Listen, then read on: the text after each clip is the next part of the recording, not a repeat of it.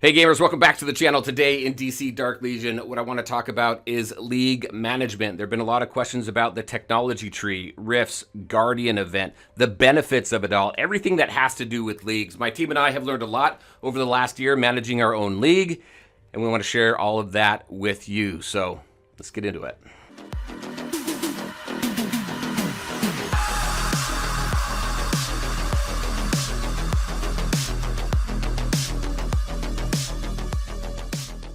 All right, and welcome back. All right, so you are now in the game. You want to manage your own league, or maybe you're experienced with managing a league, and you want to know kind of how this differs maybe from some of the other leagues and clans and guilds and everything that you've managed. So I want to share a lot of what we learned over the last year with you.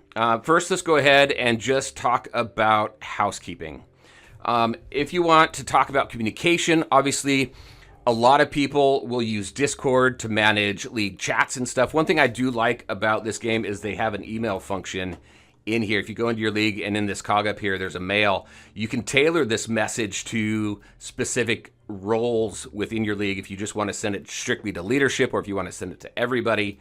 I found this was really useful in getting information out, especially if out of 100 members, maybe you don't have everybody in Discord, or chat isn't the best way to get a bunch of information out because it's going to scroll and go away. Like Outlier, one thing that she uses this for is to share any codes that are active in the game, any new codes that pop up.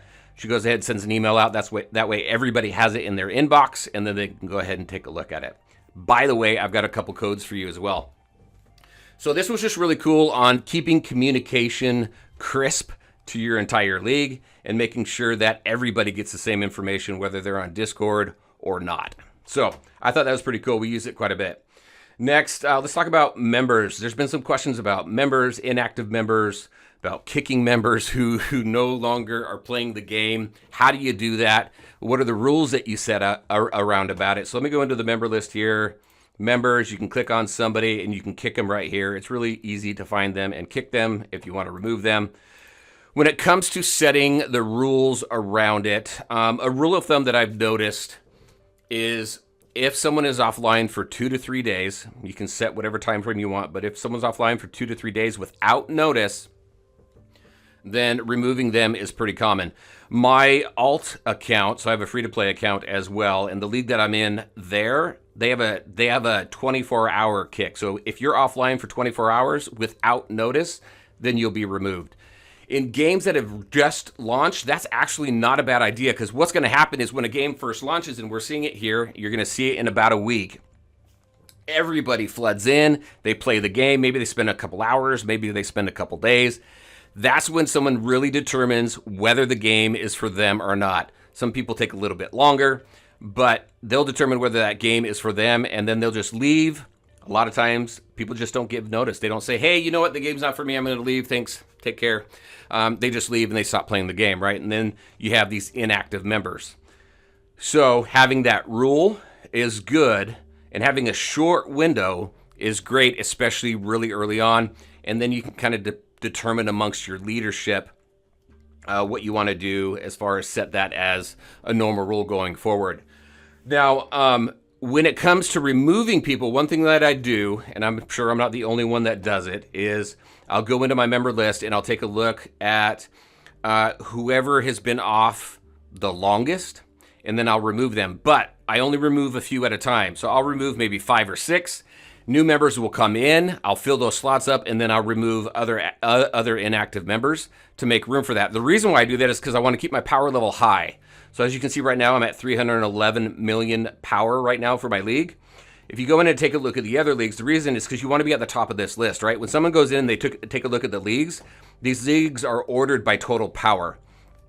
And you want to be as high on that list as you can, because a lot of people, they're going to start at the list and then they're going to scroll down towards the bottom, right? So the higher you are on that list, the more noticeable your league is going to be. And then people are going to find you and apply. So I try and keep that power level high. So just manage your inactives that way.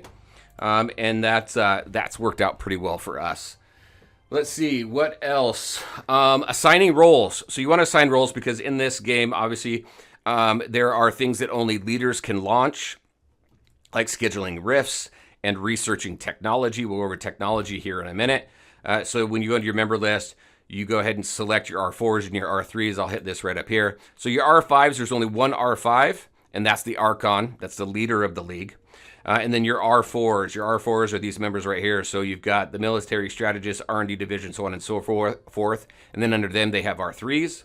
And everybody, the R4s and R5s pretty much have the same function, except for the fact that the R5s are the only one that can edit the info on the league and then disband the league. And then R3s right now, they can assign league roles. Nothing really for R1s and 2s. Nothing at all, actually. It'll be interesting to see how they continue to develop this. This really hasn't developed much throughout the development of the game, but I would like to see a little bit more go into this. But that's how you assign roles. You just go into here, you click on somebody, and then you go down and then you find them in the list, and then you either add them or remove them. So it's pretty easy.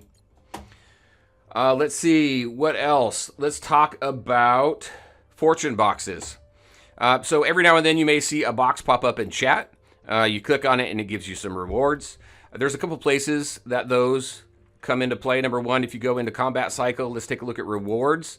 If you rank up 6 to 20 or 1 to 5, then you've got these boxes here. So heroes reward here. You've got the Amazonian bounty here. Those get offered. You can take those and you can hand those out to your league. I think it's cool to be able to spread the wealth a little bit, share your success. If you go into here and chat, it'll be right up here in this box here. I don't have any right now to send. There's also up here harvest chest. There are some bundles that will give you chests that you can give to your league members. So there's that opportunity as well. Let's talk about the technology tree. All right, so very strict as far as my approach and my suggestion right off the bat, but then it tends to get a little messy because then it really depends on what you want to focus on. So first and foremost, brand new leagues, you want to go into here and you want to start off with your coalition building. This is what's going to allow you to increase the total members that you can have in your league, all the way up to 100, right? There's a number of these. So as this is researching, I suggest you go over to combat and then have everybody go ahead and start donating into power strikes so that you can increase your attack percentage. This is going to help with your league's rosters. Everybody in the league gets a boost, which is also, this is the reason why I also suggest that people join older leagues, older servers, because a lot of us have these trees maxed or almost maxed, and you're going to get those benefits right away. All right, once you go back to the construction tree and this coalition building is done, you're going to put 1 skill point. You're going to do 1 research into each one of these until you get down to the next coalition building, and then you're going to get that going. And then again, 1 research into each one of these until you get down to coalition building, all the way down to the final one, which I think this is the final one here. That's what's going to give you your 100 member count limit. And as you're researching those, you're going into combat tree and you're either picking one of these stats to increase, whether it's for firepower or warrior, but working your way down this, or you're going into resources. This is where it gets a little messy because in resources, there's a lot of benefits here. One thing to focus on in resource tree is lucky assistance, lucky donation. This right here gives you 2-time contribution for league help, right? Path to wealth here, league funds gain. League funds are important because that's what's used in order to start your research. Let me see another one here. This right here, league funds from Dark Legions. You get an increase from the Dark Legion, the wars that you set up and you join and help others with. Let's see, boss treasure right here, increased league funds from Umbral Rifts. So you want to focus on those as well. So there's going to be a balance. Once you hit that 100 member count, then you're going to kind of bounce back and forth between some of these depending on where you want to put your focus. Do you want to focus mostly on building up your league and increasing, like over in construction tree, your research boosts and your construction boosts? Do you want to build your combat tree up, max that out, and then focus on some of the other ones? We went kind of even amongst all 3. It just really depended on what we needed at the time. So that takes a lot of planning. One thing to also mention too, make sure to thumbs up. Make sure to point people to where you want them to put their donations because you get a 20% boost on those. So make sure to always have that up. Your league is going to get used to saying, hey, we need We need guidance. Where else are we going to put this? Put our donations in there. Also know that you've got a max on your dollar donations here, but once that's maxed out, you can always go ahead and use gem donations as well if you want. So that, I think you can just keep going to your heart's content. All right, so let's see. Next, let's talk about rifts. So rifts here, so this is 40 minutes, 3 times a week. And the rewards in here, this is mainly personal rewards. So you've got these maximums, these point damage limits and milestones. And in here, you're going to get these quantum components. I've talked about this before in other videos. This is what's required to upgrade your jets. And the max that you can get, that's 145 million. You can get 3 at a time for your rifts. You want to make sure to do that. Your league damage rewards here. This is where whoever scores the most damage, that's what this is based on. And then they send out this Umbral Rift League chest to everybody who's participated, so you get additional rewards there. So there's personal damage rewards, which you want to make sure to start hitting these milestones for the quantum components. And then there's league damage rewards. And as we saw in the skill tree, there's league funds tied to this as well. And you can get an increase of league funds as you increase those specific researches. So make sure to do your rifts every single time they're up. Again, 3 times a week.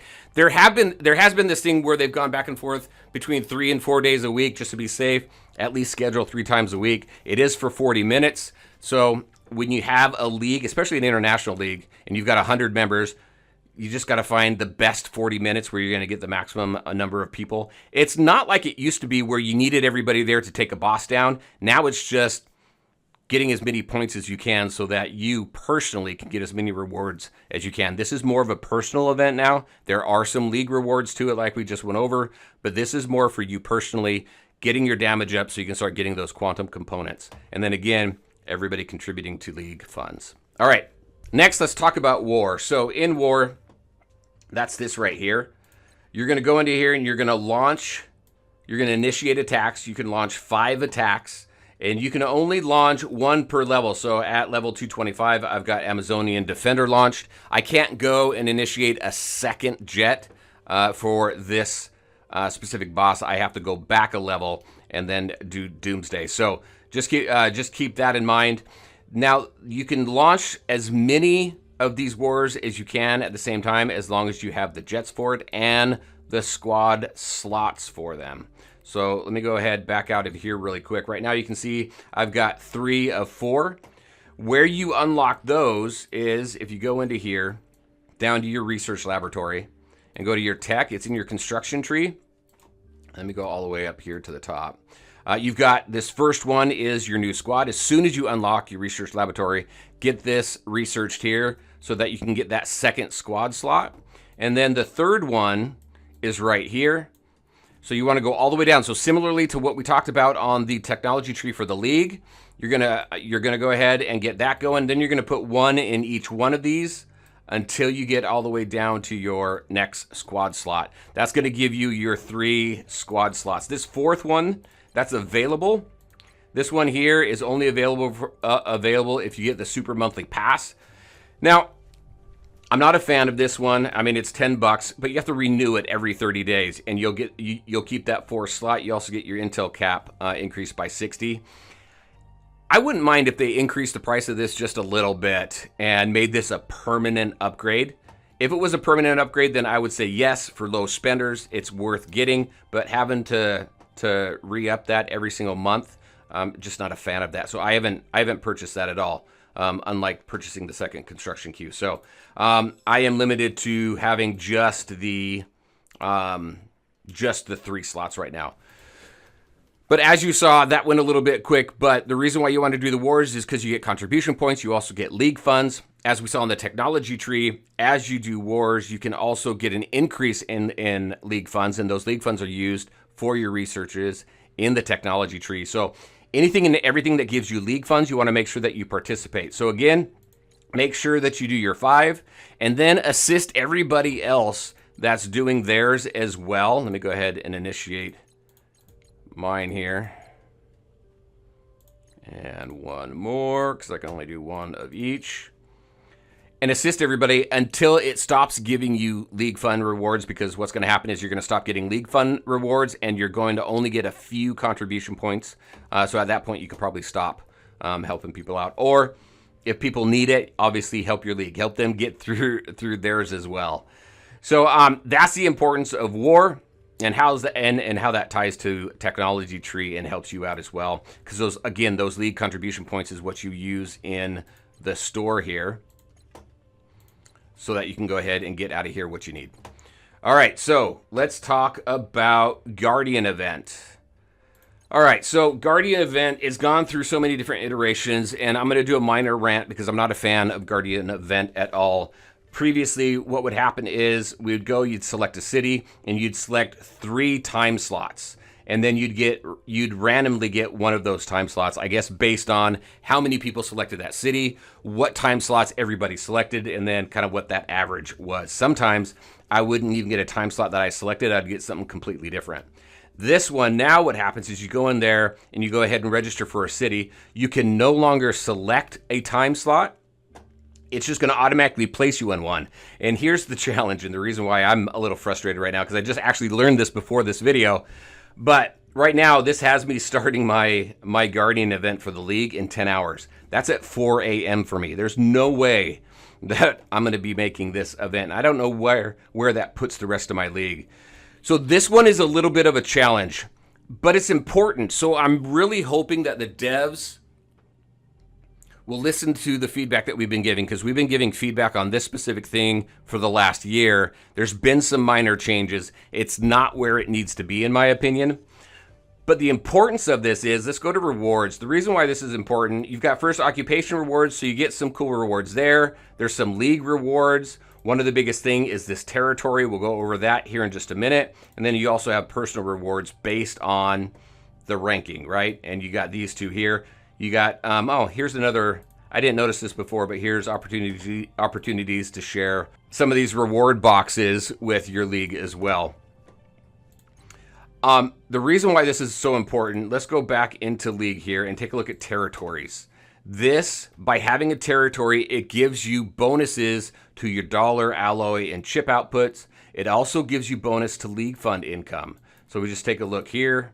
Right here, league funds. Each territory generates a set amount of league funds daily, gives you a cap, up to a cap of 20,000 league funds per day. That is huge. And if you don't have a territory, you're going to lose that. And what's going to end up happening is you're going to slow down on your researches, because what's going to happen is you're going to run out of league funds because you're not generating them fast enough. So it's going to take longer for you to do all these different things that we've talked about to generate more and more league funds so that you can launch your researches. So it is important. They've made it important, but the event's not where I feel it needs to be. That's more player friendly, in my opinion. So there's the reasons why it's important, but also the reason why there's some frustration around it as well. Very curious on what people thought. A couple of other things to mention is here, you're going to get some bonuses. So like it says right here, the highest level territory that you have is going to provide resources and resource bonuses to all members. And then once you have that city under your protection, then you can select a guardian. That guardian is going to then get some additional resource bonuses, that specific guardian that was selected. And the guardian can then select three advisors, and then those 3 advisors get some additional resource bonuses as well. It's a way to recognize and reward people for how active they are in the event. I think it's cool. But again, I think the event needs some tweaking to be a little bit more player friendly. 4 a.m.